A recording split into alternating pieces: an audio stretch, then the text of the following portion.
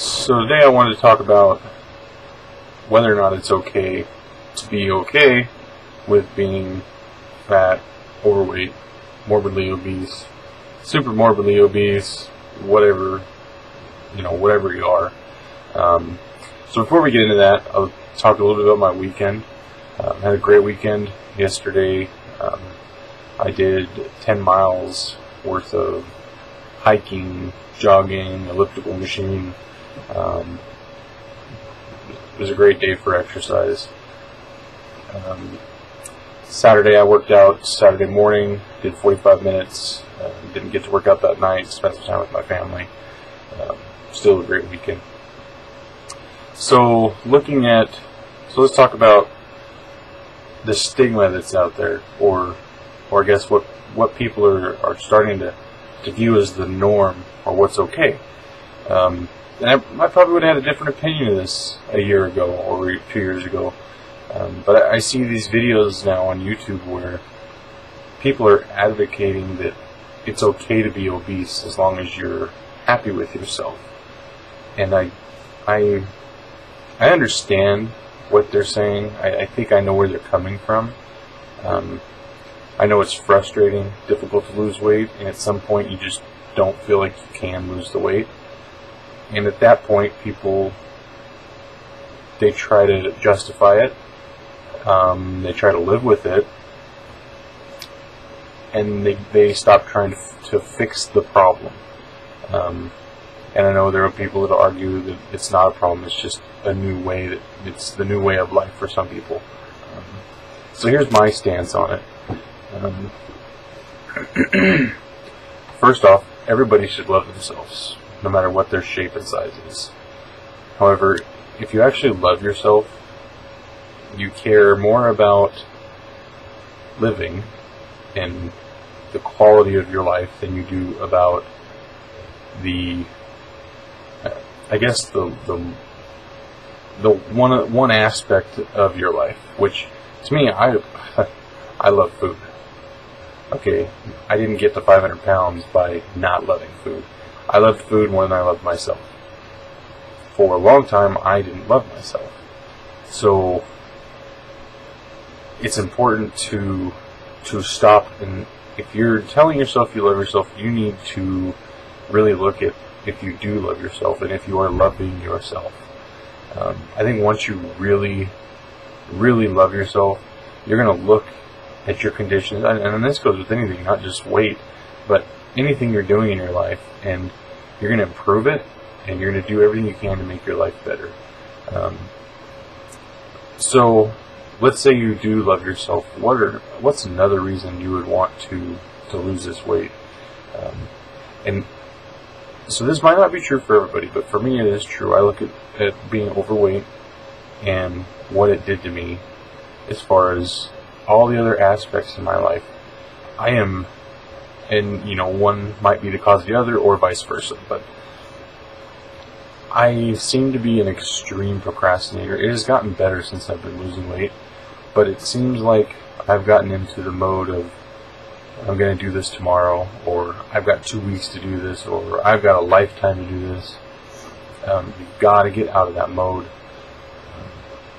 especially with your weight loss. If you keep saying tomorrow, one day you're going to get the call and say, hey, you've got 3 days or 30 days to live, and they're going to bury you in a pine box that's 5.5 feet wide by 6 feet long because you were too big to fit in a normal casket, or they're going to have to cremate you or something. And it's not going to be just hard on you, it's going to be hard on your whole family.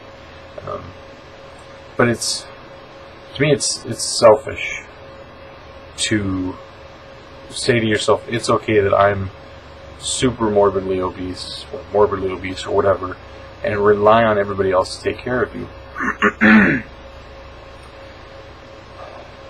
I'm not knocking anybody out there who's like this. What I'm saying is you need to change for yourself, number one, and change for your family, number two. They want you around. That's all there is to it. This took me years to figure this out. Even though people were pounding it into my head, I never heard it.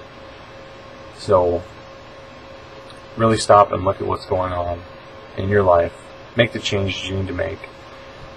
I don't think it's okay to be morbidly obese. I think our country has a very serious problem. I'm a contributor to that problem. Even now, I am still in that category.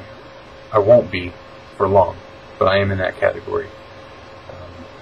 And I hope if you're in that category, you can really stop and look at yourself and love yourself enough to make the decision that it's not okay to be crippled because of something you like eating food.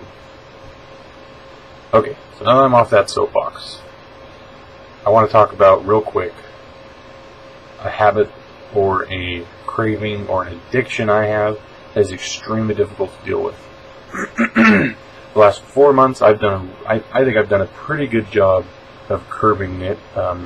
It's drinking soda or pop or soda pop, whatever you call it. For some of us, it's probably impossible to give it up. We just can't give up addiction, and